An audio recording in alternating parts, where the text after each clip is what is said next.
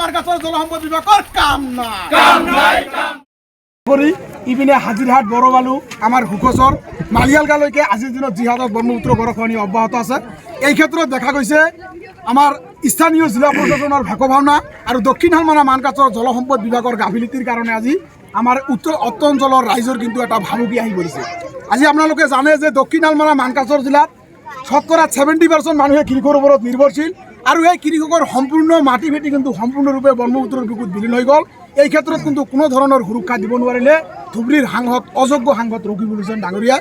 আৰু এটা কথা আমি স্পষ্টভাৱে ক'ব বিচাৰিছোঁ যে অসম চৰকাৰৰ যিবোৰ গাফিলতি, অসম চৰকাৰে দক্ষিণ হালমাৰা মানকাচৰ জিলাক দুটা দৃষ্টিভংগীৰে দেখাৰ কাৰণে আজিৰ দিনতো ব্ৰহ্মপুত্ৰ গড়খহনীয়া অব্যাহত আছে।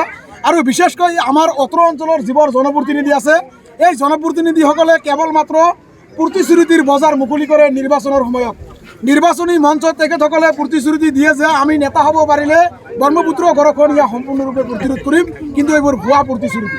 আৰু এটা কথা কি, দক্ষিণ হালমাৰা মানকাচৰ জিলাৰ যিবোৰ জনপ্ৰতিনিধি আছে তেখেতসকলে নিজৰ মুনাফাৰ কাৰণে ইয়াত ৰাজনীতি কৰে আৰু দক্ষিণ হালমাৰা মানকাচৰ জিলাবাসী ৰাইজৰ ভোট বেংক হিচাপে ব্যৱহাৰ কৰে আৰু তাৰ বাহিৰে কোনো ধৰণৰ উন্নয়নৰ কাম নকৰে আমাৰ দেখা গৈছে। আজি হুকচৰ অঞ্চলত যি ধৰণৰ ব্ৰহ্মপুত্ৰ গড়খহনীয়া অব্যাহত আছে, এই ঠাইখিনি যদি স্থায়ীভাৱে প্ৰটেকশ্যন চৰকাৰ নাইবা জনপ্ৰতিনিধিসকলৰ ফালৰ পৰা নিদিয়ে তেনেহ'লে কিন্তু অনাগত দিনত হুকচৰ অঞ্চল নাথাকিব, গোটেইখিনি ব্ৰহ্মপুত্ৰৰ বুকুত বিলীন হৈ যাব। আৰু বিশেষকৈ ধুবুৰীৰ সাংসদ ৰকিবুল হুছেইন ডাঙৰীয়া, তেখেতৰ ক্ষমতাটো আজিকালি অলপ বেছি হৈ গৈছে। ভাৰতবৰ্ষৰ ভিতৰত আটাইতকৈ বেছি ভোট দি তেখেতৰ জিকাৰ কাৰণে অৱহেলাটো বেছি হৈ গৈছে। আৰু তেখেতৰ নিচিনা যিমান সাংসদ আজি ভাৰতবৰ্ষত আছে, তেখেতৰ নিচিনা অযোগ্য সাংসদ আমি ক'ব দেখা নাই। কিয়নো আজি ইমান ৰাইজৰ দুখ দশা এইখিনি সময়ত সাংসদগৰাকী খবৰ ল'বলৈ আহিছিল। আজি চুকচৰ অঞ্চলত কেইবাটাও চৰকাৰী স্কুল আছে, ইয়াত আমাৰ চুকচৰ প্ৰাথমিক স্বাস্থ্য কেন্দ্ৰ আছে, চুকচৰ আৰক্ষী থানা আছে।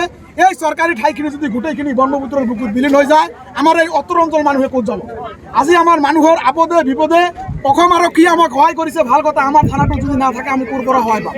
আৰু দ্বিতীয় কথাটো হ'ল আমাৰ স্বাস্থ্য কেন্দ্ৰটো যদি নাথাকে মানুহে ক'ত চিকিৎসা কৰিব? আৰু ছাত্ৰ ছাত্ৰীসকলে কেনেকৈ কি কৰিব যে এওঁলোকে ইয়াত পঢ়া শুনা কৰিব?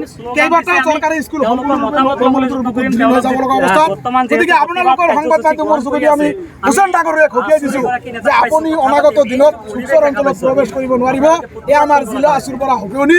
আৰু অনাগত দিনত আপোনাৰ যি মানে অৱহেলা আৰু অৱহেলিত আমাক ৰাইজক লৈ কৰিছে, ইয়াৰ প্ৰত্যুত্তৰ ৰাইজে দিব। কিয়নো গণতন্ত্ৰত ৰাইজে ৰজা, ৰাইজে ইচ্ছা কৰিলে ৰজা বনাব পাৰে আৰু ইচ্ছা কৰিলে ৰজা ভাঙিব পাৰে। গতিকে আপোনালোকৰ সংবাদ মাধ্যমৰ যোগেদি পুনৰাই জিলা প্ৰশাসন, দক্ষিণ হালমাৰা মানকাচৰ জিলাৰ জলসম্পদ বিভাগ, অসম চৰকাৰক কৈছোঁ অতি সোনকালে হুকচৰ অঞ্চলত ৱাটাৰ প্ৰটেকশ্যন পদ্ধতিৰে কাম কৰিবলৈ, নহ'লে কিন্তু অনাগত দিনত আমি আছোঁৱে ৰাইজৰ সহযোগ জঙ্গী আন্দোলন গঢ়ি তুলিবলৈ